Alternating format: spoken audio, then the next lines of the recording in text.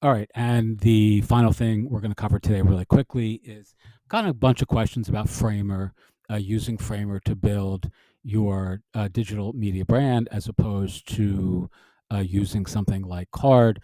And the truth is, I'm only just learning Framer. I have a bunch of stuff here in process and progress. I will tell you the things that I like about Framer are the same things in general that I like about Card, but I actually made a quick audio with some of the differences that I just shared in our community from an agency based standpoint, a cost based standpoint, and also a simple ebook that you can download here with some exercises and some videos that cover some of the ways that I would use Framer right now in 2024 to build your brand, your business, and your bank account to boot. If you want to download that, it's available below. Thanks so much. As always, I appreciate you listening and have a wonderful day.